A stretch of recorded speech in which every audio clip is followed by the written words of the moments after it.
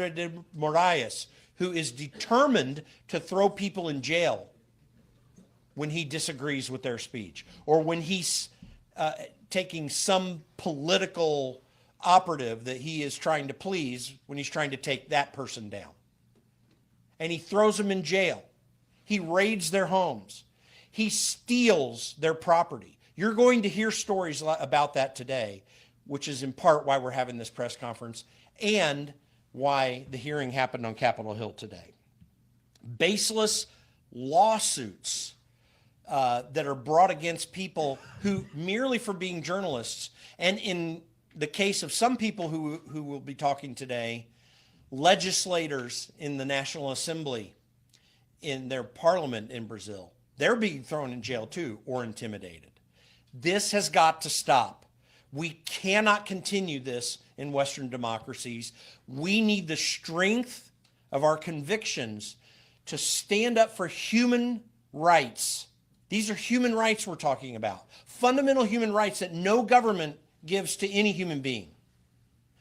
Inspired by our Declaration of Independence, which says that we are endowed by our Creator with certain unalienable rights, rights that cannot be taken away. That belief in the origin of rights has inspired the world, including Brazil and other countries, to create free government in their own countries, because we started it so effectively here in the United States. So I am privileged and honored to be able to have this group of heroes from Brazil, to host them here with what we're doing now. And I'm so thankful for Chris Smith and the House Foreign Affairs Committee being willing to host them there as well. So with that, we've got various speakers today. I'm going to introduce our speakers. I'll be introducing them as they come up. We're going to let them speak for a short period so you can learn more. And then afterwards, we'll be willing to take questions from the audience. We are live streaming this right now on X, so people can totally see what's going on. And we want to thank every one of you for joining us today. With that, I want to introduce one of the participants in the hearing today, Paulo Figueiredo. He is a journalist from Brazil who was kicked off of his platform by Alexandre de Moraes when he was in the United States, simply expressing from here his ideas about Brazil, his knowledge of things. So, folks, I want to allow Paulo to speak a minute, and then we'll go to our next speakers. Paulo Figueiredo.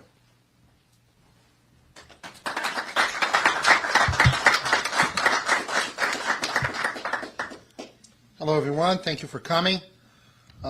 First of all, thank you for Jim Path and the Conservative Caucus for hosting us, also for Heritage and hosting us as well.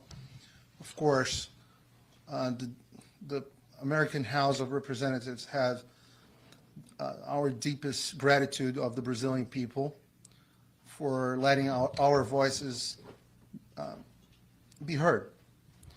And that's so difficult because I have some of our best members of the Brazilian Congress here, and so often I get from them, well, sometimes you can say, well, we can't, because you're in the United States.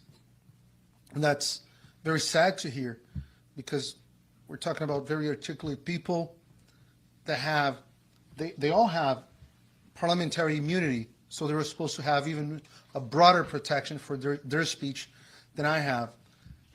And they can't say what is important for our country. And our country has several debates that it needs to overcome. One, of course, is the electoral debate. We have 9 out of 10 or 8 out of 10 voters of President Bolsonaro that do not trust the Brazilian system. We're talking about millions of people. Their voice needs to be heard. And it's the job of the press to speak on behalf of citizens, as well as the job of the parliament to speak on behalf of whom they represent. So some of you know my story. I was one of the most known journalists in Brazil.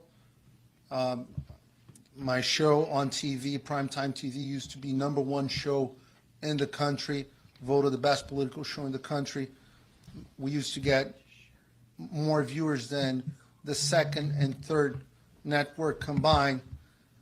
That includes CNN Brazil, which I know beating CNN, it's not much anymore. It used to be, but right now, still, my show is the #1 show in the time slot on the internet. And again, I'm beating all the competitors. So one day I woke up with I had a friend that worked in a social media company saying that she received an order from the Brazilian Supreme Court saying that they needed to take down all my social media platforms. We're talking about 5 million people across multiple platforms. And all companies got the same notice. And I was on vacation and skiing in Wisconsin, so I wasn't quite expecting it. Then I found out that the order was way broader. It was not they were not only blocking all my social media, but they were also canceling my Brazilian passport and freezing all my assets. So when you live abroad, which has been my case since 2016, your passport is your citizenship. It's the only document that you have that proves that you're a Brazilian. So basically what this judge, I should say, or not, Alexandre de Moraes did, he took away my citizenship for challenging his work as a public official. So it's the job of the press to challenge public officials. That's what we do. And I'll keep doing it. The moment that he did that, well, of course, I was a little sad. I became unemployed a few days after. And, well, that was how I made my living, right? How I provided for my family. But at the same time, I was grateful to God and to Moraes as well, because it gave me a new purpose. My new purpose would be, I don't have the power to end the Brazilian dictatorship. I'm just a man. But I do have the power to make sure the world knows that Brazil is a dictatorship. I do have the power to put light on Moraes as a dictator. And that's what I have been doing for a little over a year and a half. And I have been having great allies in this process.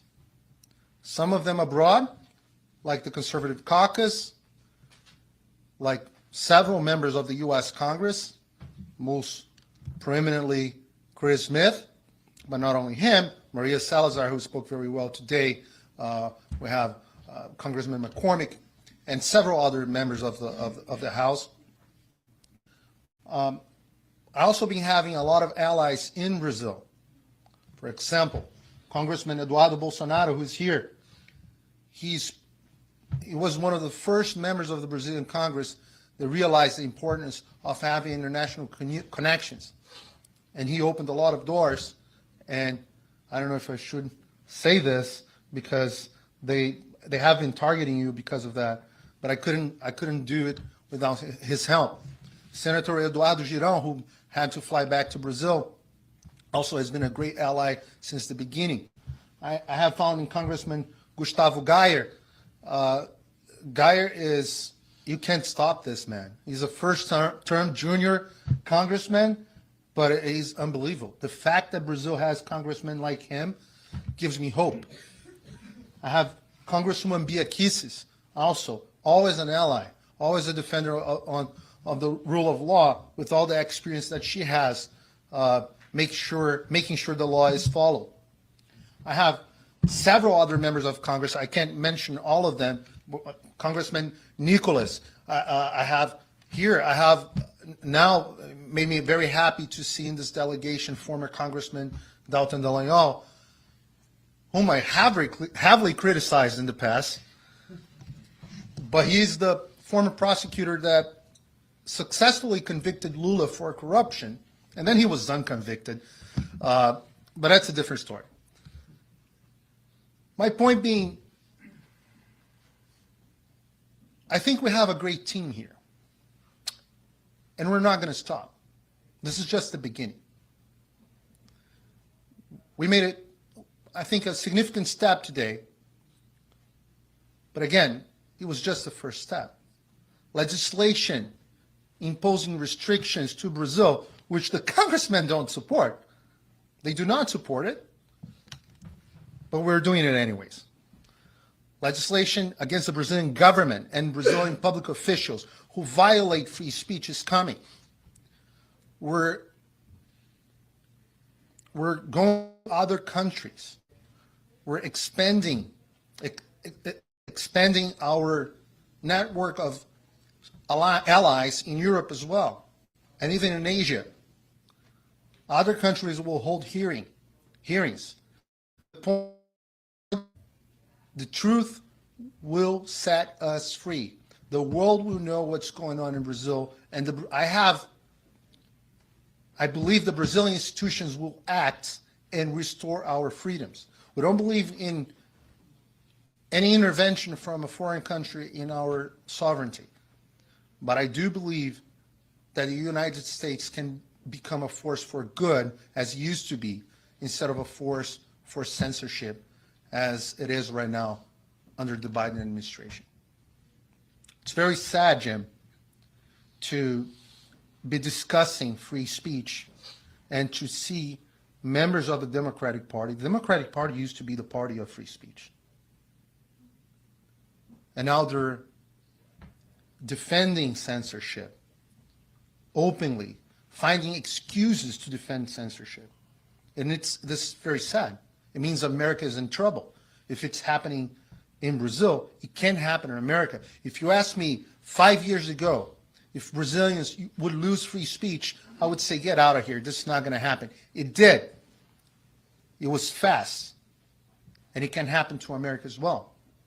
As someone that lives in this country and that has 2 American daughters, this deeply, deeply concerns me. So Americans, fight for your freedom. Fight for free speech in the world. Because it used to be the shining city upon the hill. Now not anymore. And you've got to change that. Thank you.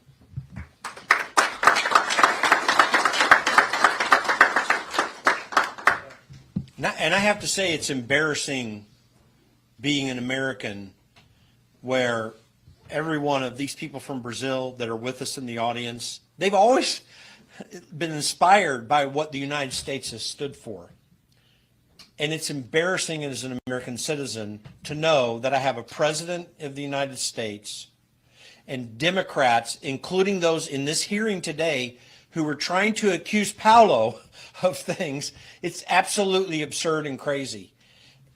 But we are dedicated as an organization, and I'm dedicated to working with these brilliant, amazing people who are actually sacrificing everything. Many of you here in the audience as well who have come here.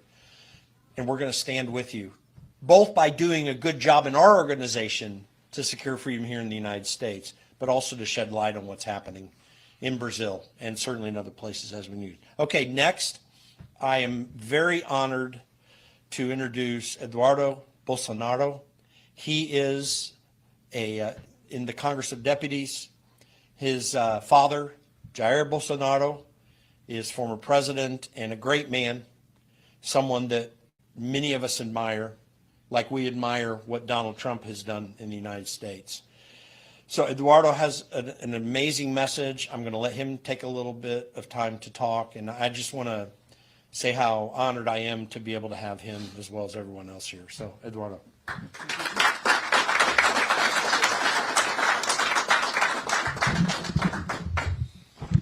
Thank you, Jim.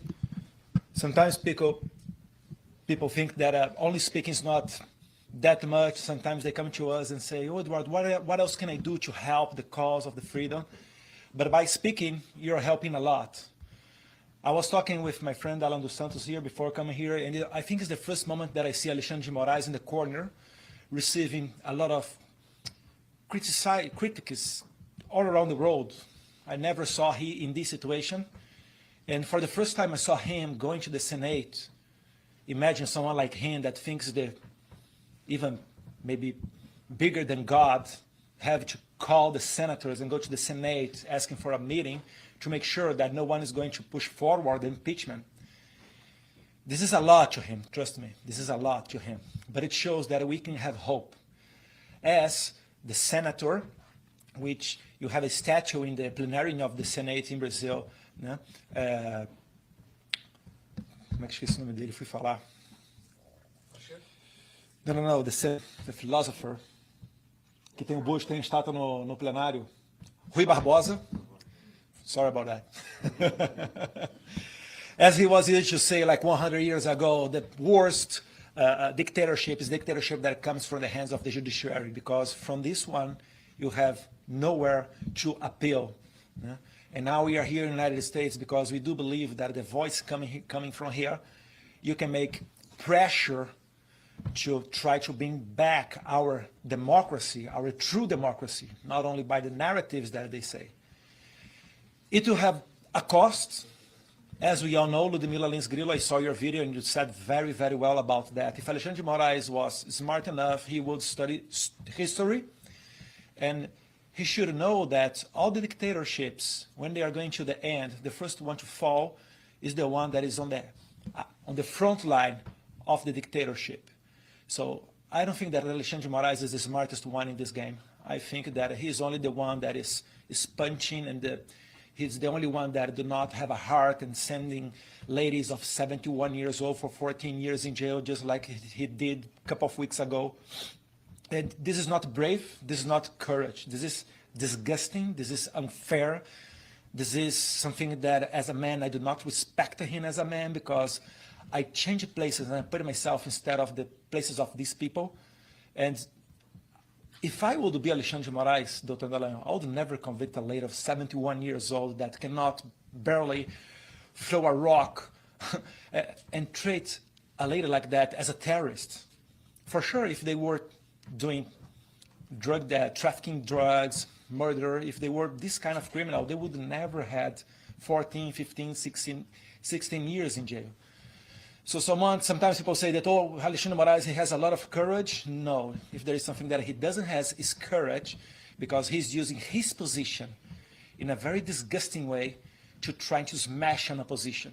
It's the only way that they have to keep in power, because they did everything against us. They call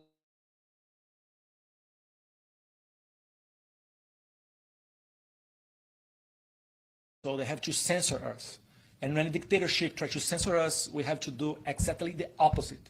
It's talk, speak, tell all around the world what they are doing, because this is exactly the thing that they don't want to know.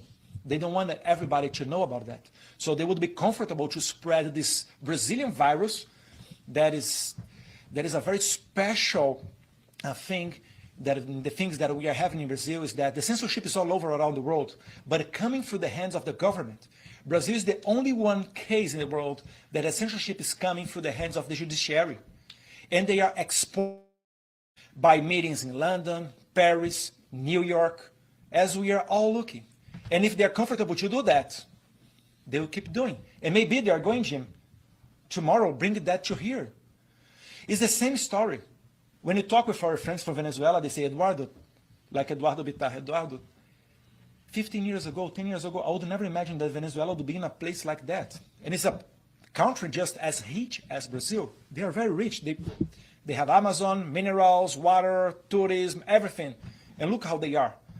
So yesterday was Venezuela, today Brazil, tomorrow maybe United States. So you are right, Jim. When we look to the United States, we think that here is the home of the brave, the land of the freedom.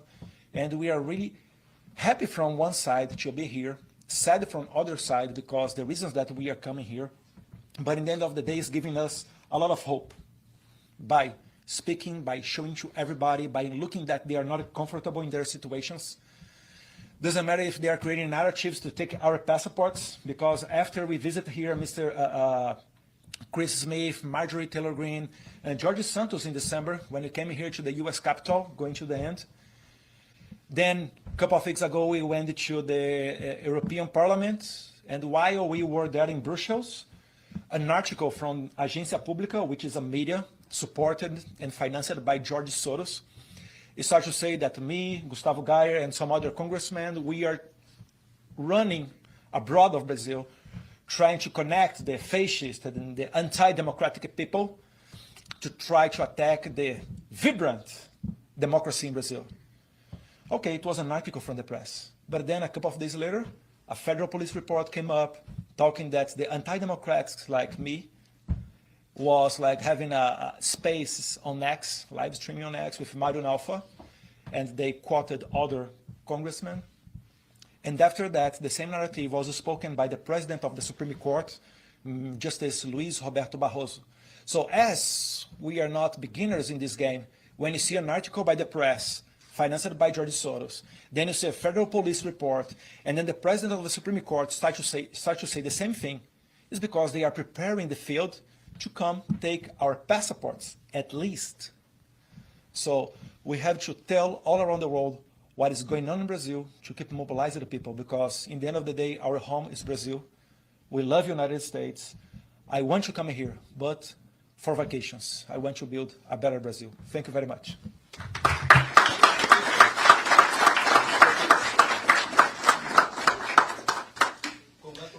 And by the way, I just want to say, Eduardo talks about when he mentioned about what they might try to import here in the United States, how we could fall. Paulo also talked about this.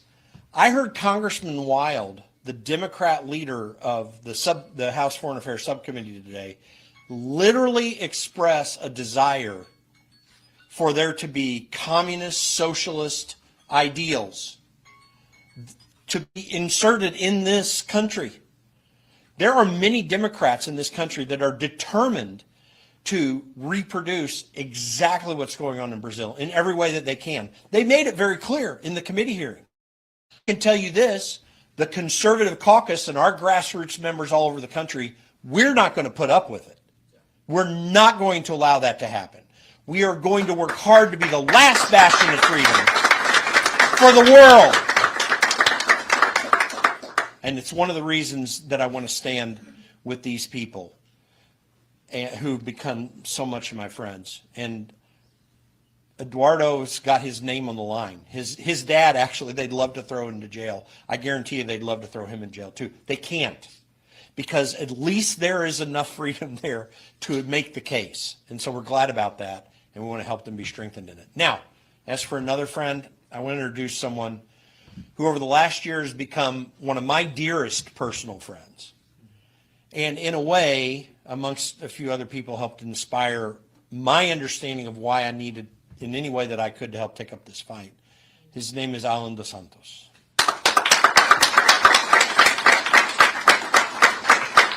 And I just want to say, Alan dos Santos is literally, for those hearing this on the live stream or elsewhere, literally the most canceled journalist in the world right now, definitely in Brazil, without question. And every Brazilian here will tell you that this is the guy. Paulo has been severely restricted, but Alan, it's crazy. So much worse. I'm going to let him tell a bit about your story. You're my dear friend, and I'm just glad to support you in any way that I can. So take the mic. Your turn. Thank you, my friend.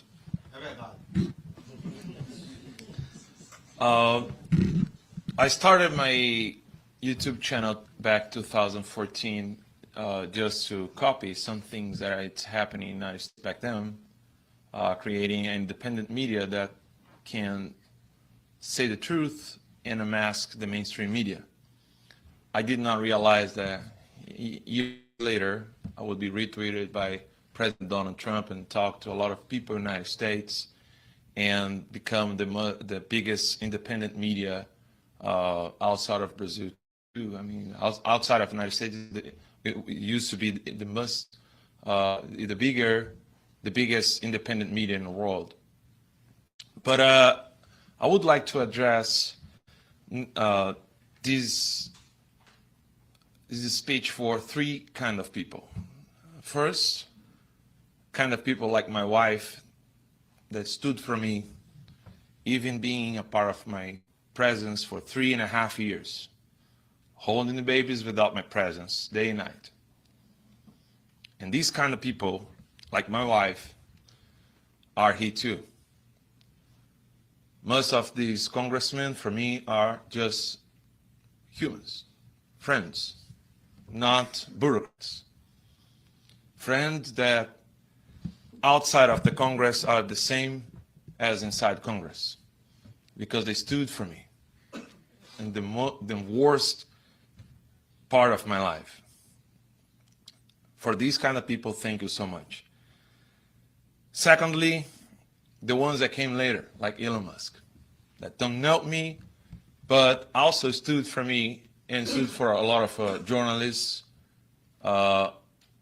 defending freedom of speech and making our job keep going. And the third kind of people is the kind of people that are cowards, like Joe Biden. I really need to address this speech in this country to the most coward person in this country, which is Joe Biden, destroying the most powerful country in the world.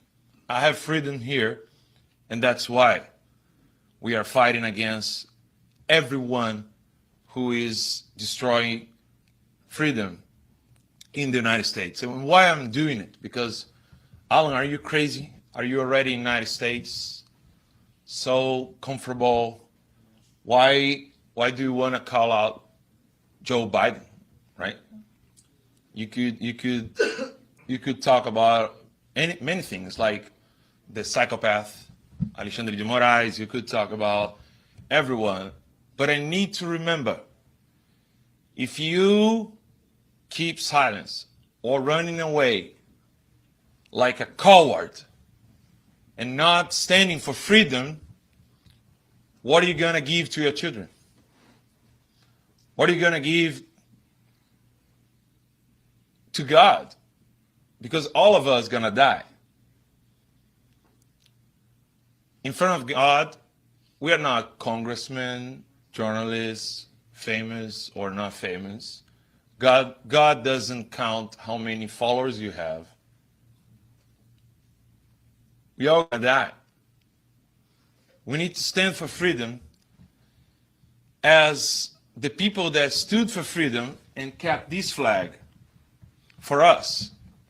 Every time I see the U.S. flag waving, I tell my wife and kids, even the youngest ones, I tell them, a lot of people died for our freedom. I found freedom in the United States not because of a piece of paper, but because a lot of people died for this country. So what about us? What are we going to do? Enjoy the money of capitalism? Going to Disney? Meet Mickey Mouse? You know, we need to fight for freedom. And this is what we need right now. We need to think like those people that died for us and kept this flag waving. Now we have the stupid idiots in university burning the United States flag. I don't want to, no harm for them. But they should get out of this country. Get out of this country if you do not defend freedom. Get out of this country if you're not in favor of freedom of speech. Not because you're not welcome here, because you have freedom here. But do not stop all the voices that can criticize what you're doing. The message I would like to give for you all, first of all, it's we all gonna die. I know it's not new, but we all gonna die. And I would like to address to all American people what are you going to give to your children and for the future generations after you? You're going to be remembered as the grandfather, the unknown grandfather, coward, that was sleeping comfortable in your home while everything was just being destroyed? Or you're going to be remembered as the grandfather that stood for freedom and lost everything?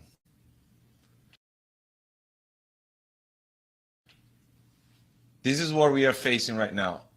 It's not about election. It's not about politician. It's not electoral battle. Sadly, I was talking to Mr. Schillenberger that it's pathetic that you need to convince the other party about freedom of speech. It is pathetic.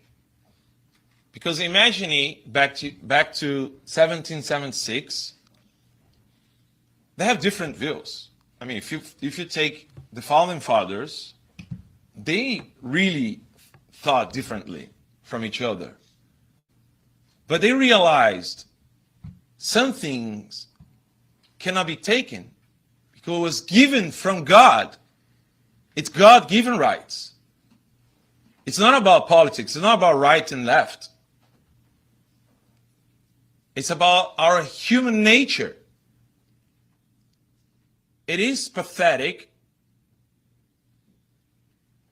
but I also think it's diabolical to start a conversation with someone that needs to understand why freedom of speech is important. It is also a mental health problem.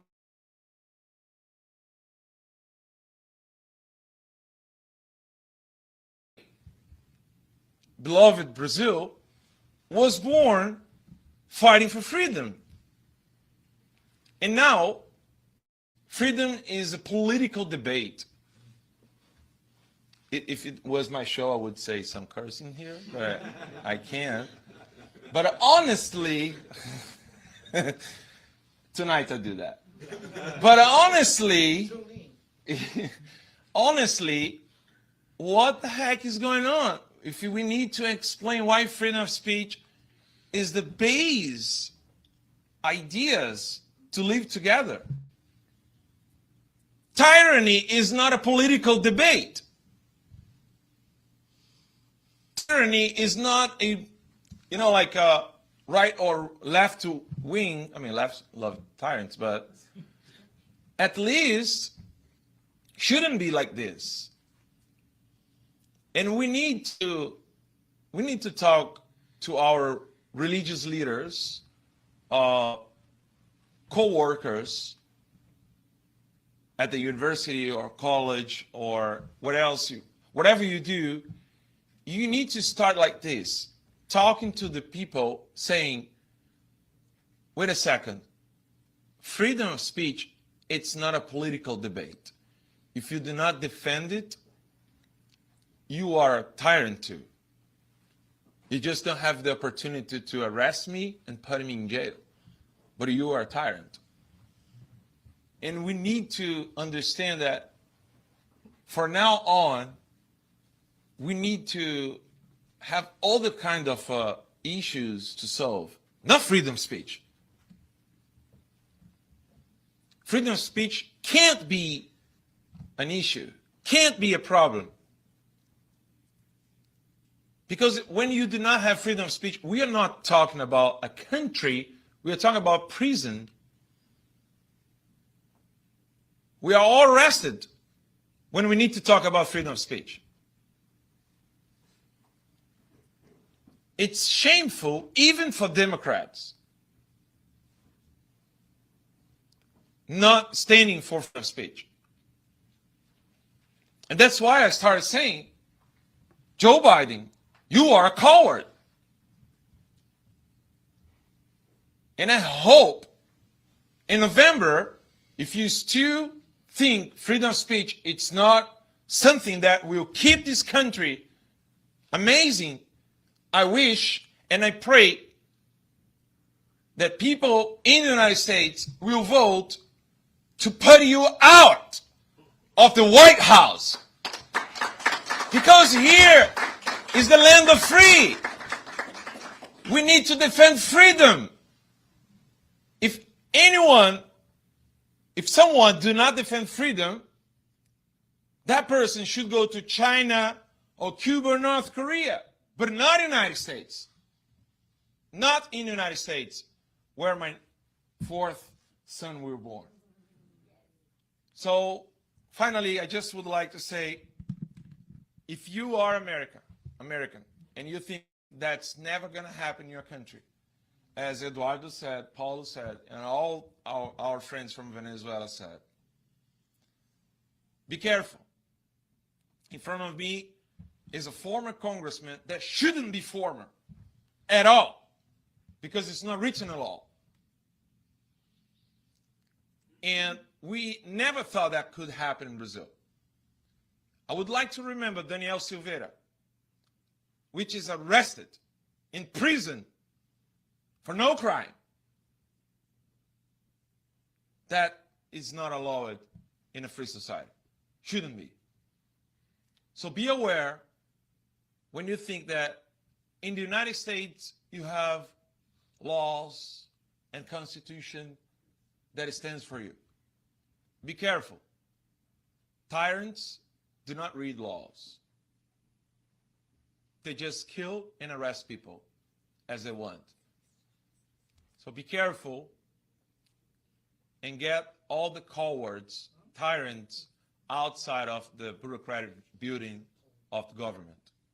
Fight for freedom, fight for your life. God bless the United States. God bless you all. Thank you.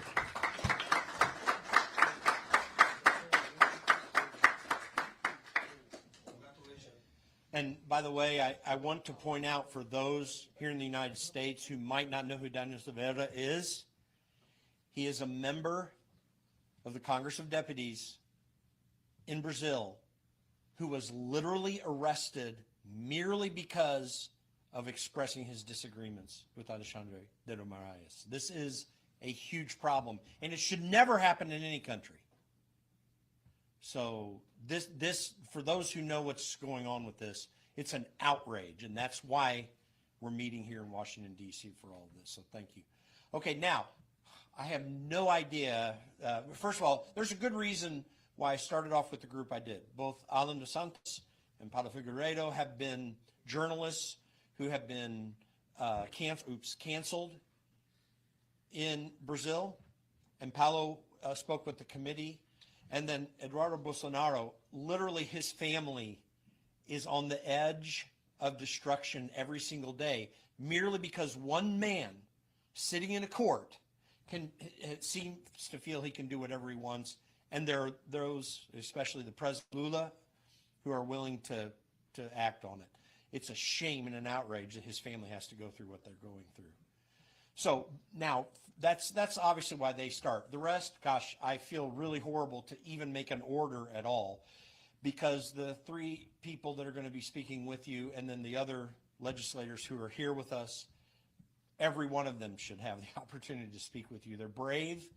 They're doing what needs to be done to stand for freedom, and we need to be standing for them. With that said, a couple weeks ago, Jair Bolsonaro was doing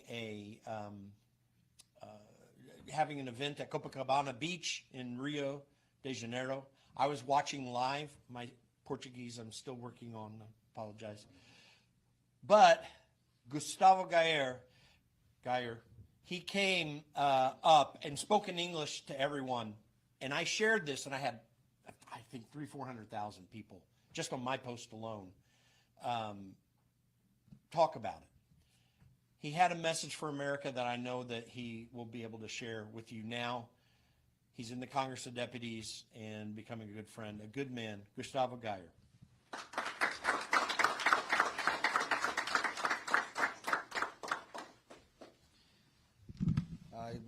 I think I have to start by saying thank you.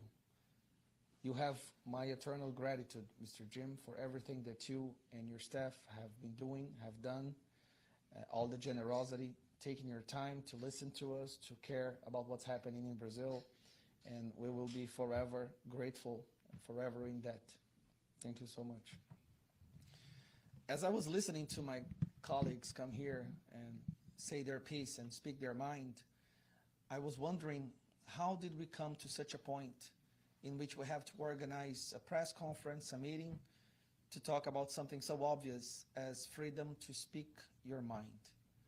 The foundation, the pillar, the fundamental pillar of any democracy. If democracy is the will of people, how can you know the will of the people if they are not allowed to talk, if they are not allowed to debate? How is it that we've come so down, so in the bottom of everything to a point in which we have to defend something that we believed it was conquered for eternity, something that we wouldn't have to worry about anymore? We keep learning at school about the Dark Ages. The Dark Ages, how everything was bad at the Dark Ages, how people were prosecuted without due process, how one totalitarian system chose people to execute and destroy their lives, and that way they were able to stay in power indefinitely. Are we living in the Dark Ages again? Because by the definition that I've just stated, it seems like we are going back into the Dark Ages. With all the technology, with all this access to information, we're living in a time right now where people are afraid to say what they think because they can be prosecuted, they can be arrested, they can have their life destroyed, their passports seized, their bank accounts frozen, their reputation completely destroyed. But is that good for democracy? What democracy is this that they are trying to convince people that in order for it to continue existing, we have to shut up millions and millions of people? How did we come to such a point? Well, like my friend said, I have been a congressman for over a year and 4 months, I think. I'm actually an English teacher. And hopefully I wish my country to go back to being a full democracy so I can go back to doing what I was meant to do, which is teaching. My life is in a classroom, and that's what I want to go back doing. Being a congressman, it's a sacrifice. It's a gap from my vocation that I think I needed to do in order to give my kids, our kids, a free country. I was in Europe recently with some of my colleagues that are here today, and during the speech, I defined that what's happening in the world today, that's not just in Brazil, that totalitarianism is a virus. And like any virus, it has the ability to adapt after a certain time. Society evolved and created institutions and tools and press and many things in order to avoid totalitarian people to reaching power, to avoid dictatorships to existing again. But just like a virus, the totalitarianism desire, the totalitarianism hunger of certain people adapted and were able to bypass all the system that we put in place in order to never let a democracy exist again.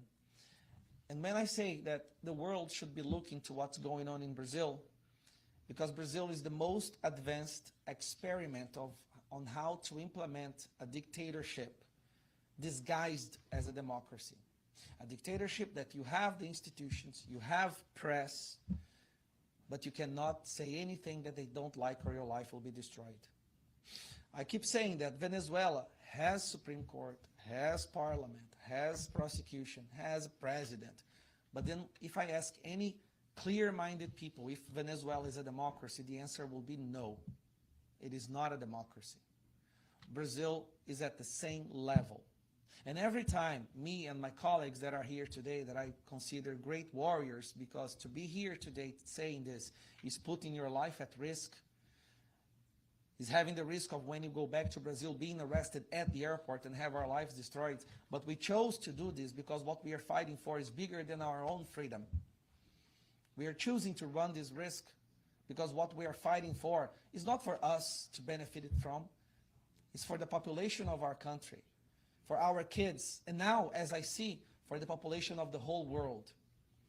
If what's happening in Brazil succeeds, if they are able to convince the world that Brazil is a democracy, even though they are arresting parliament, arresting the congressmen, arresting journalists, sentencing people without even a base of foundation for the sentencing, censoring people on social network, then it will metastasize.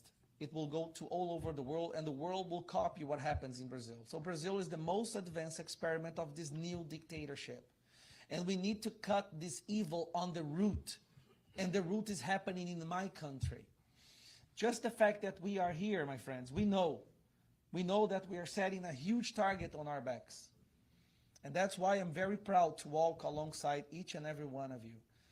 That's why I'm very proud to say that I walk shoulder to shoulder to everyone here. Alan dos Santos, who suffered so much but never gave up on defending freedom of speech, democracy, and the search for truth, which nowadays is a crime. Search for the truth. That's why they want to censor us. Truth is a value that you only achieve it through debate, through discourse, through communication.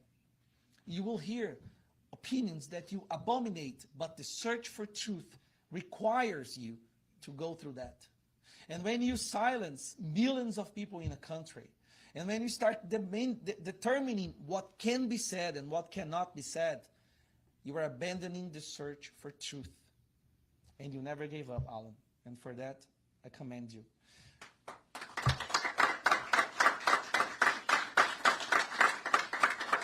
I might be here saying, but I really have to say all my colleagues that came here today, because it requires a lot of courage to be here and defending freedom of speech and then going back to a country like Brazil the way it is.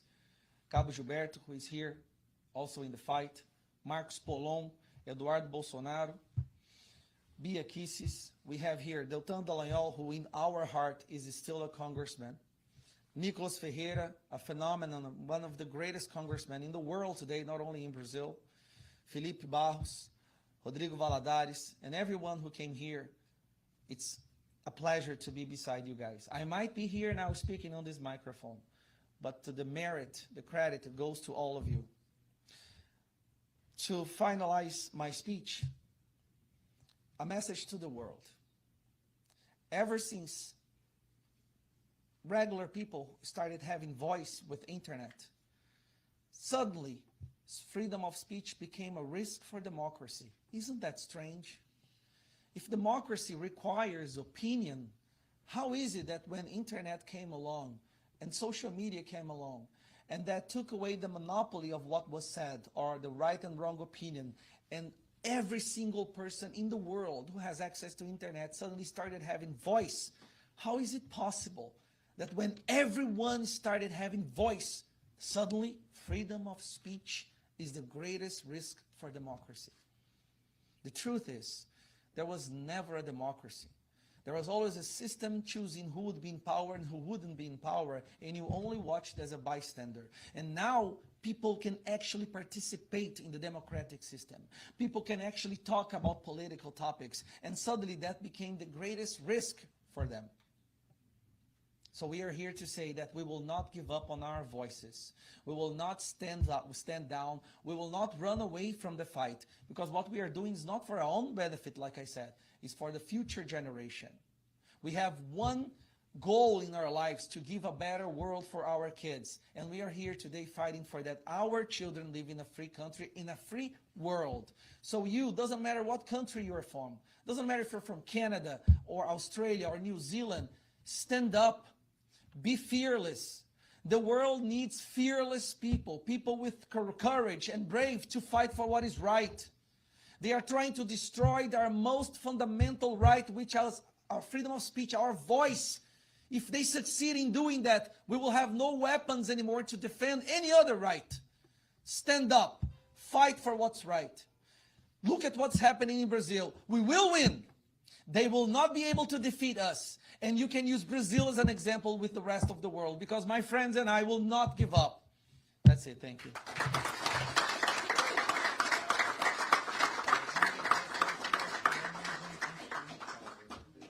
And by the way, on the back end of this hearing in the United States Congress today, I just want to tell Congressman Wild, who was unrighteously, unjustly attempting to claim that Paulo Figueiredo was trying to endorse some sort of military coup on the country. You absurd, obsequious congressman.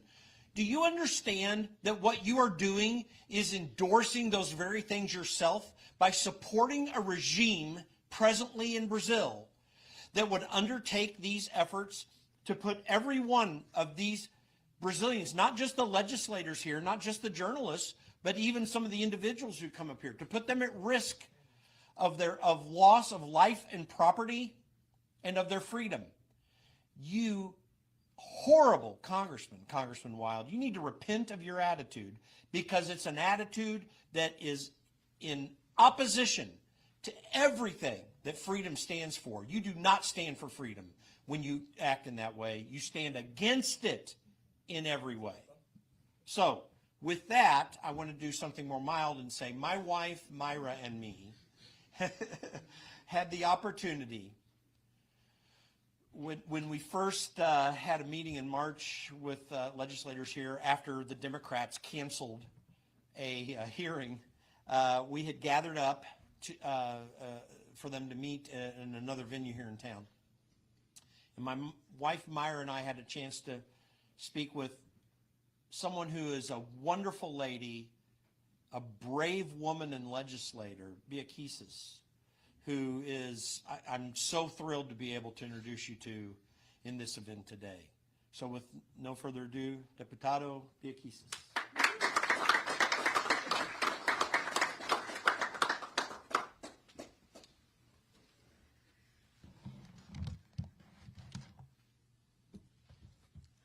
Well, my friends, thank you all for being here. Jimmy, thank you so much. According to Ronald Reagan, the most dangerous words in the English language are, I'm government, I'm here to help you.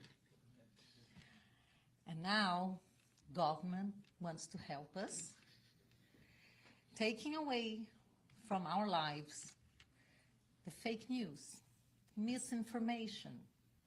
They are really willing to protect us, and we should be grateful for them, shouldn't we? So in the case of Brazil, when we say government, we actually say deep state, because not only the executive power, but also the judiciary, specifically some judges from the Supreme Court. They are very, very devoted to stop us from having access to information, because they really want to protect us. But there is one thing. The only way you can fight misinformation is with more information. You can only fight lies with truth. You cannot fight the lie, the evil, if you shut down everyone and if you keep all the information away. So we are here to fight for free speech. We are here to fight for freedom. And we know that free speech is the pillar of all the rights. But when you don't have free speech, you lose the means to fight for other rights and constitutional guarantees. Like now in Brazil, we have these people, thousands of people, who are politically persecuted, who are arrested because they don't support what's going on in the political scenario now in Brazil. And these people are behind bars, facing 17 years, facing 14 years of conviction. And if you don't have free speech, you can say that to the world. So when you take free speech, you take other fundamental rights away as well. Like, people in Brazil cannot talk about our electoral elections, our system. We can't talk, it's forbidden. Because if we talk about it, if we doubt and we debate it, they might have to change the system. So that's why we can talk about it. So if you take free speech, you take all the others' right as well. That's why it's the pillar, it's the most important right that we have.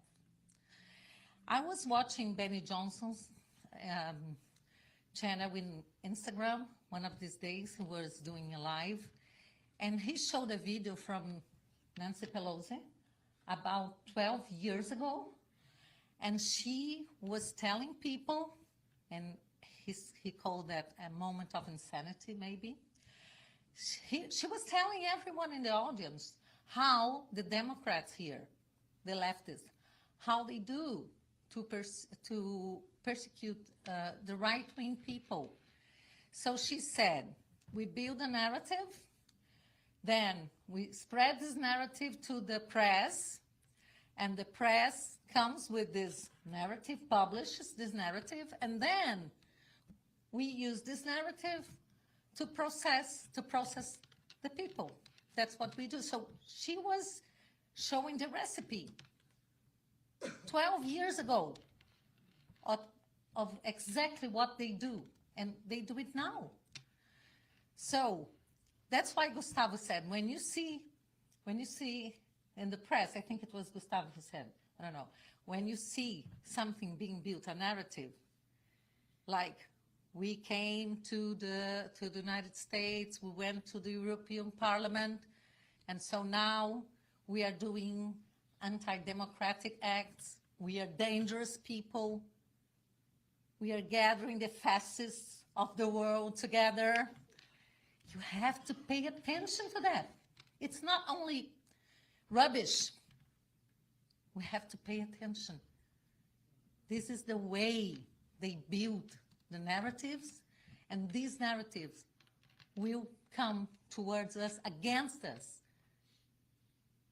maybe and probably in the judiciary. Especially now that in Brazil, we don't need the prosecutors to come after us. The judges can do that themselves. We have no longer the due process of law. So that's why it's very risky for all of us to be here. We know, we are aware of it, but we know that people in Brazil, they count on us. They count on us being here and speaking out what we have to say on behalf of all the people in Brazil, the people who believe in freedom, people who are desperate for freedom and for justice. So there's nothing else we can do. There's nothing more important. And now I would like to send my love and our solidarity to all our friends and the Brazilians in Rio Grande do Sul, in the south of Brazil, those who are suffering because of the rains, because of all the damage they have, people losing their families, losing their houses, losing everything. And some of our very dear friends like Marcel Van Hatten, like Zuko, and some others couldn't come, couldn't make it here with us because they are supporting those people there in their states, their home states. But we are here.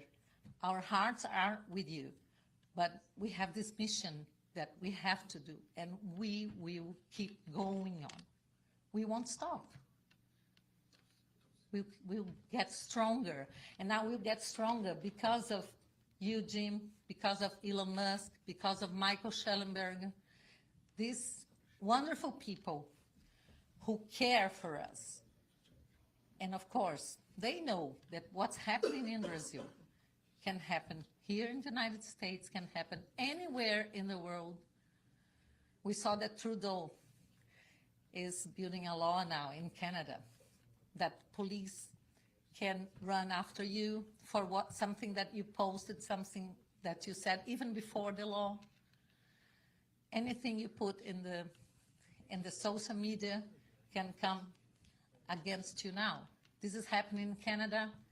This is happening in many countries where the leftists, where they rule the countries.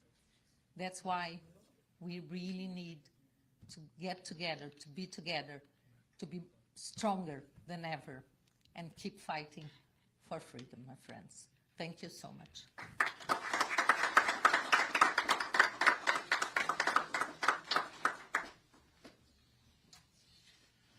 Okay, next person. Oh, yeah, oh, sorry. Next person. Oh, Excuse me. sorry, no worries.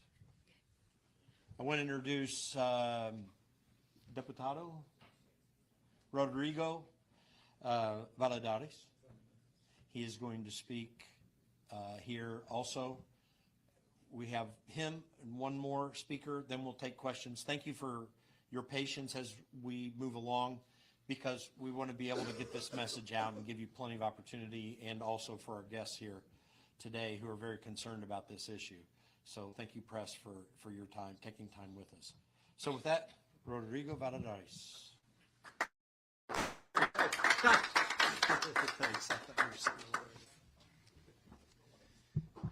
Thank you, Mr. Jim Path. First of all, I want to say grace to Jesus Christ, our Savior, our Lord. And I'd like to thank you, Mr. Jim Path, and your lovely wife for hosting us here. Thank you for everybody that's here. Our Brazilian friends, our colleagues, our American friends, they are helping us to defend our democracy, right to freedom. First of all, I would like to give a special thank to my leader, Eduardo Bolsonaro, that's over there, that is traveling the world, making the best connections to defend the freedom in Brazil, to defend our democracy, putting his life in risk and his family. Eduardo, you are very inspirational for all of us. Thank you very much.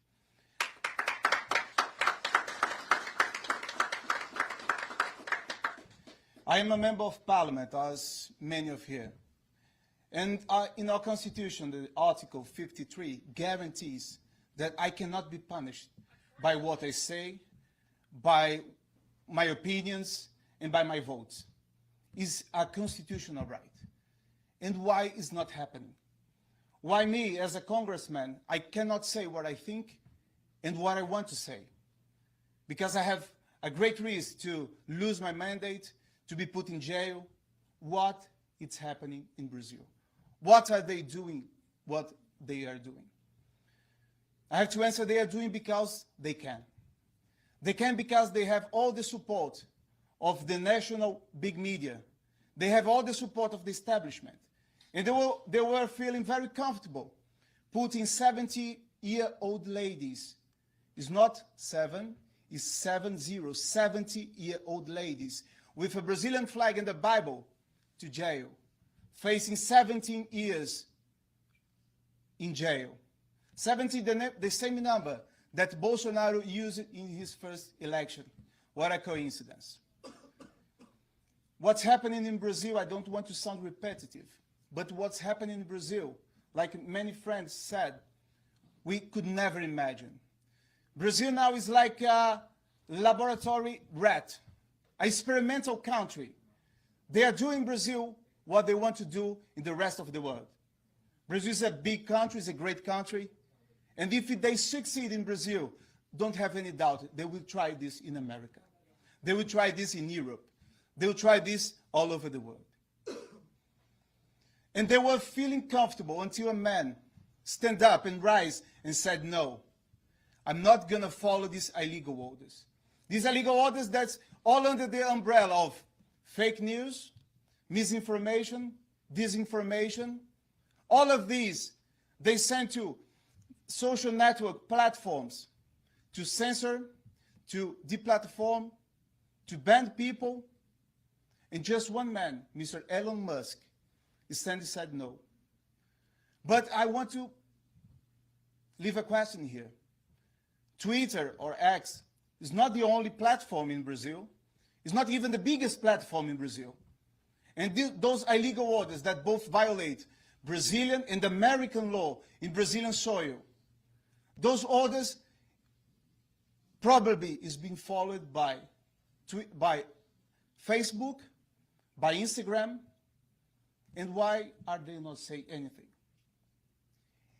Does the American law allow them to be violating a law in a foreign country? I don't think so. Does the American law allow them to violate American law in a foreign country? I don't think so. But now it's happening in Brazil.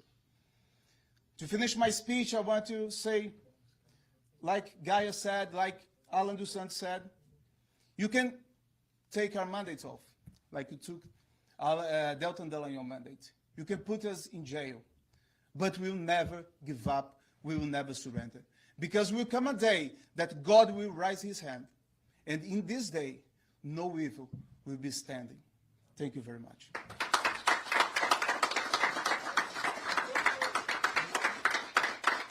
Thank you, Rodrigo. Absolutely. One last person, Nicolas Ferreira, will come up here. He will greet you as well. A big rising star in Brazil, but a great patriot for the country. Come on up. And then afterwards we'll have questions.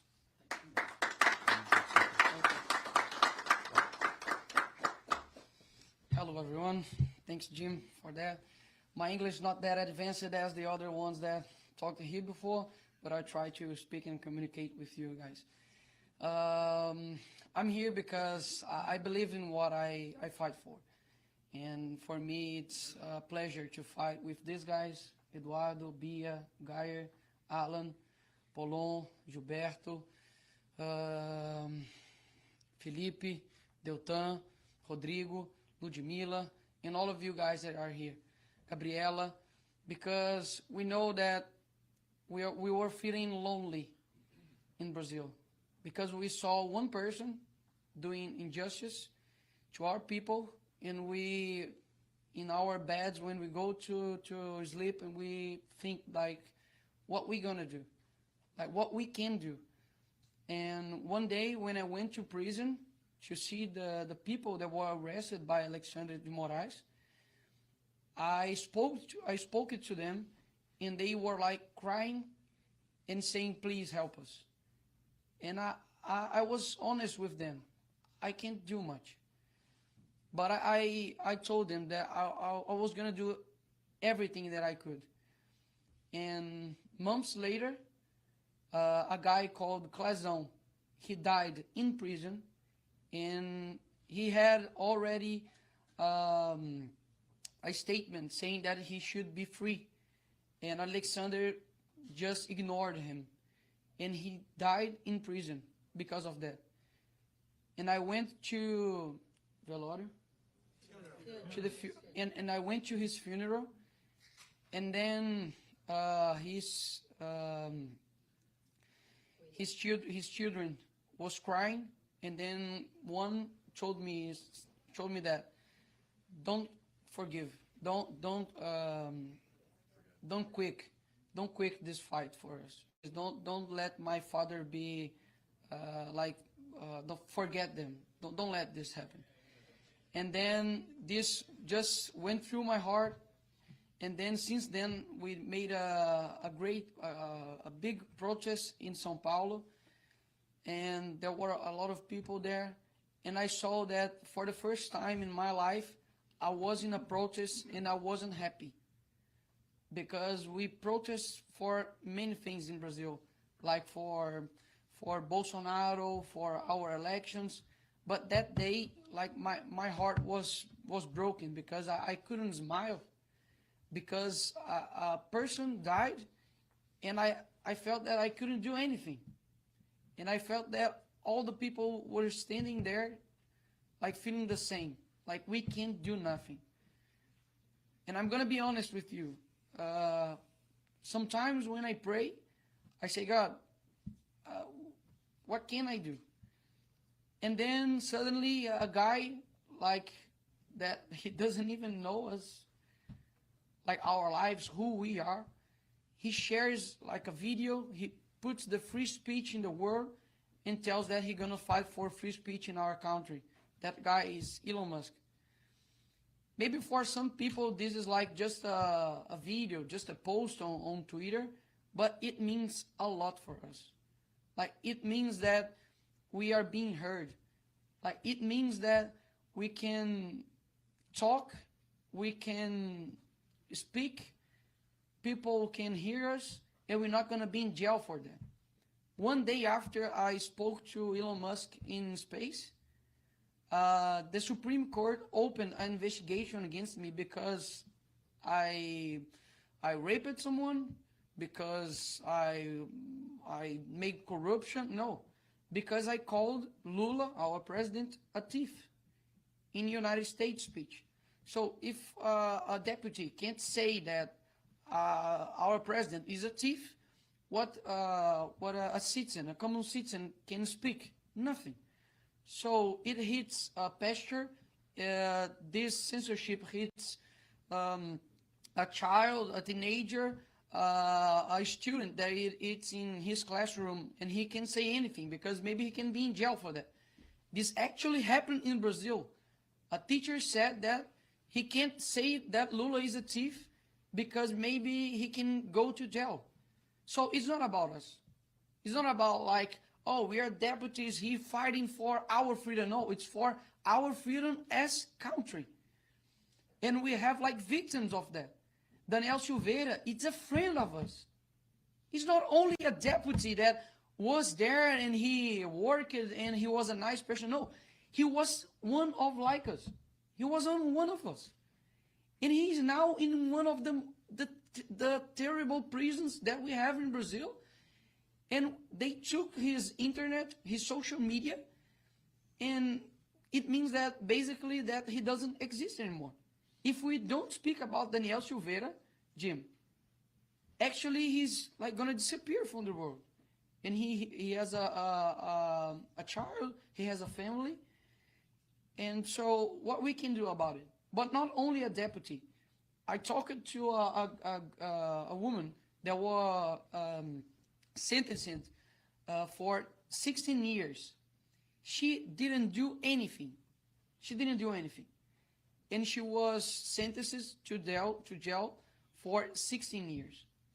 When I talked to her and said the word prison, she was like hitting her legs, and she said one phrase that is never gonna get away from my mind. She said, or I'm gonna be dead when they come here to put me in prison, or I'm gonna kill myself in front of them when they come to arrest me. She has a son, 8 years old. She has a whole family. She is like a common citizen. And when I got out of there, I was like, what can I do? So when you guys hear us, it's not only like an afternoon that we are talking here to you just to like do work. No, we are here. I talk here not like a politician. I'm being honest. I'm talking here like a person that feels what other people feels. Like if this woman were my mom, as Gabriela's father is in jail right now, what was I was going to do? I was gonna be here. I was gonna be here. I was doing the same thing that I'm doing right now, because I think our purpose is more than just politician elections and say vote on this side, vote on that side. I think that we have a purpose here on earth. So when you guys hear us, when you guys support us, it means that we are changing lives. When people there in prison, maybe they hear that we were here, people are listening to them, and they may get a hope from this chaos. Maybe their heart's gonna be filled with some hope, and maybe they don't kill themselves. Maybe they're gonna have a strength for fight for their family, and that what moves my heart. That what makes me stand here with my bad English, but I stay here because I think that my voice maybe can reach some people. Like I think that we can make we can make the change in this world. I think we need to do persistência. I think we need to persist more than our enemy. Like our president is a socialist president, and I endorse here that he's a thief. Put me in jail for that, and I don't care. but listen. Yeah. So I'm gonna put you guys in jail because you clapped, okay? And he's a socialist president, but he run for presidential elections 3 times. So it's like 12 years fighting for being president. How can I fight for the truth can be less persistent than my enemy? I can't do that. So we need to stand for freedom, stand for our families, and I don't think, I'm sure that God is with us. Thank you, sir.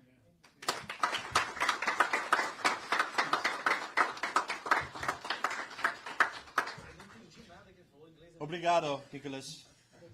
Seu inglês é muito melhor que meu português.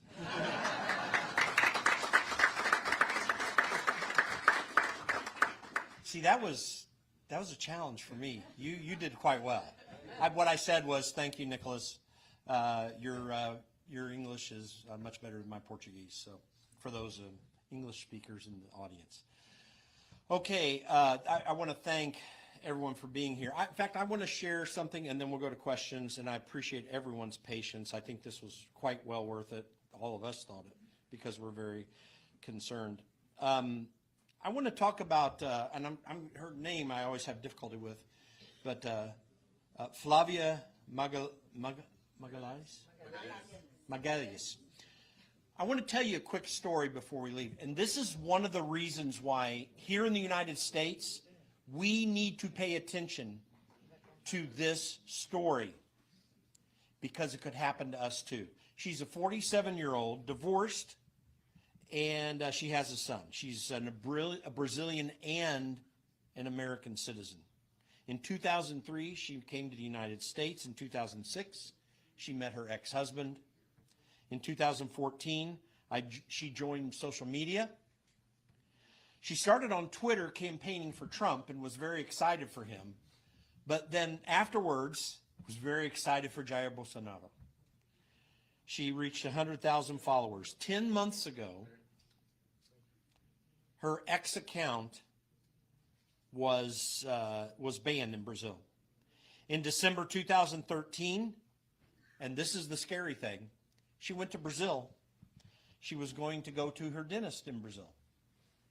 She offered up her Brazilian passport, and fortunately, the gentleman in customs who took it didn't get her arrested because she found out suddenly that Moraes wanted to arrest her because of her Twitter account. Because of her Twitter account. Because she was just a housekeeper who loved Jair Bolsonaro and loved Donald Trump.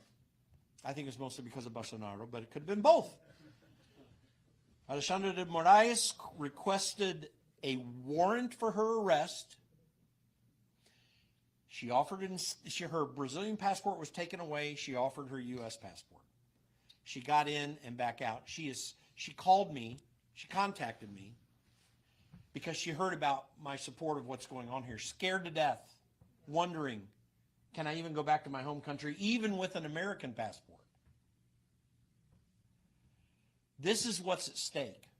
And in candor, the way that I hear Democrats and even just a few Republicans talk in this country about disinformation and misinformation, as we heard in the committee hearing today, where Democrats were accusing people of merely expressing their opinion, of being people who supported military dictatorships and the overthrow of governments.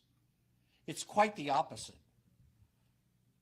In the absurd way that politicians around the world are thinking, the way that they want to entirely shut down forever speech that is to the right of center, typically, and about liberty and freedom, we are on the precipice of a disaster. We are on a precipice worldwide of the destruction of the liberty that was first considered 300 to 500 years ago, but was put into law here in the United States with the understanding, as Thomas Jefferson wrote in the Declaration of Independence, that we are endowed by our Creator with certain unalienable rights, that among these are life, liberty, and the pursuit of happiness.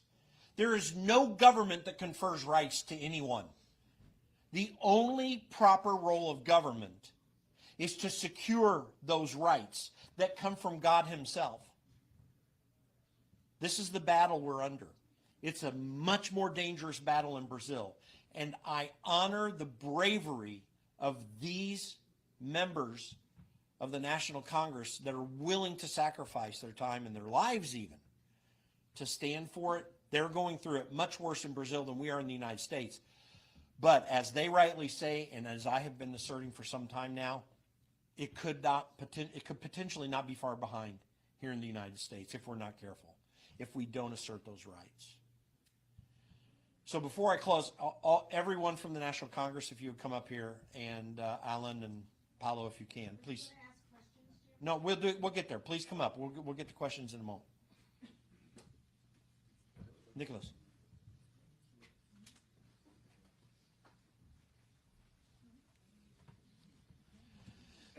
This, folks, I want every one of you to see this, because this is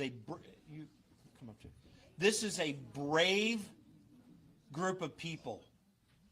These are people who stand up for liberty worldwide. This, folks, is the group of people in Brazil that you need to look to understand what is required to stand for freedom. They are under threat every day of their lives.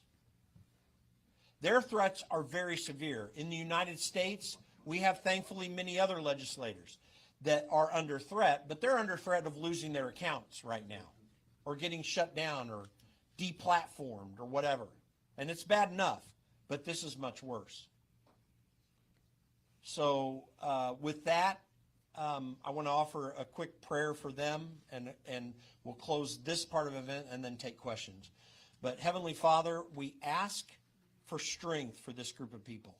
Sustain them. Carry them as they feel weary or weak at times. Protect their families. Guide them and give them wisdom. We pray for the release of Brazil from this dictatorship that is upon them.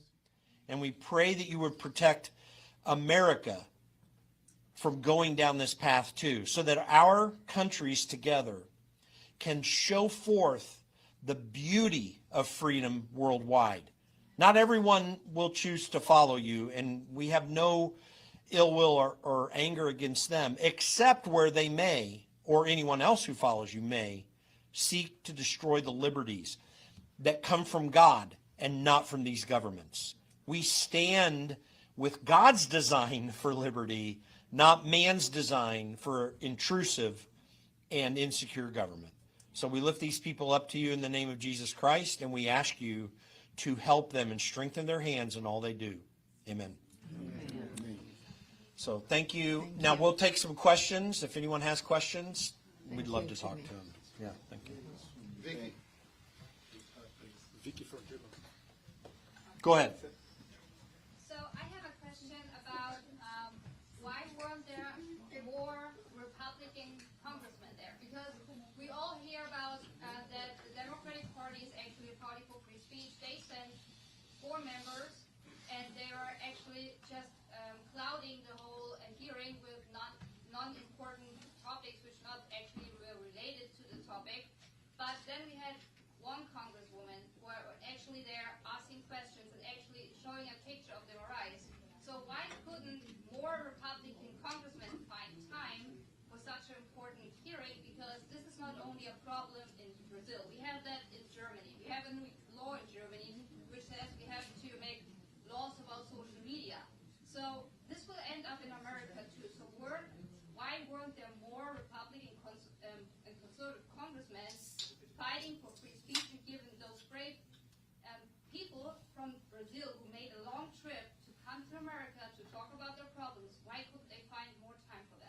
Well, to begin my answer to that question, let me first of all thank Congressman Chris Smith for doing so much incredible work in this area. And he and his staff have done amazing things to address this issue because he sees what's so important with it. As for the other congressman, now Congressman Salazar made a fantastic defense of freedom, and she was fantastic. I really applaud her. For the rest of them, I don't know. This is one of the most important hearings that we've had on Capitol Hill, definitely in this Congress. For the last year and a half, there have been maybe a handful of other hearings equally as important. This one was no less important. So it's shameful that they didn't show up, in my opinion. And I just really, I want to know where their heads are at. I mean, I understand the battles that are going on in Congress right now. There is over, we have a motion to vacate that's being considered and all this rancor in the Republican caucus. But this is the thing that every one of them should be most concerned about. So I think it's a grave concern. Does anyone else want to address that at all? Eduardo. Very sadly, but there is a huge difference because we are fighting for free speech. We do believe that this is a principle, and as you look around here, and as you could listen to the people that talked here before, like there is a bench of criticizes that in the past we criticized each other here. For example, Alan dos Santos already talked, criticized my father, criticized my brother. I had some opinions that I do not agree with Deltan Dallagnol, but it doesn't matter. We are all, everybody here together, connected, because we do have principles. The left, their only one principle is seek for power. So it doesn't matter if you are stealing money from the taxpayers or whatever, if this is for their cause, so this is right in their mind.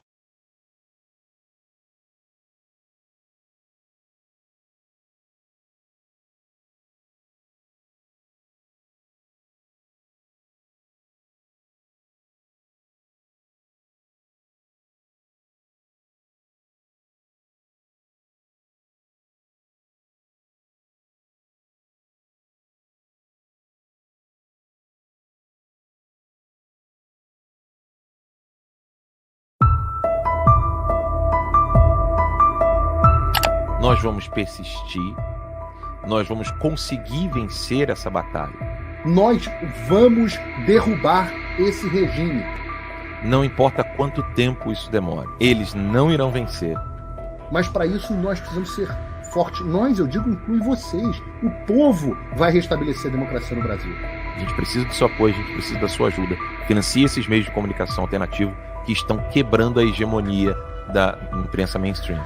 Não existe conteúdo gratuito. Tem alguém pagando pelo conteúdo que você consome. Se está na Rede Globo, quem está pagando é o Lula. E o que a gente tem? A gente tem vocês. Quando você se inscreve, quando você assina financeiramente, tudo isso é um passo importantíssimo para que aquela mensagem chegue a mais e mais pessoas. Hoje, neste momento, o Show da Manhã do Fio Diário é o número 1 da internet brasileira em programas de notícia. Então eu faço um apelo a vocês. Eu imploro isso para vocês. Se inscreva no canal do Fio Diário. Assine o Fio Diário.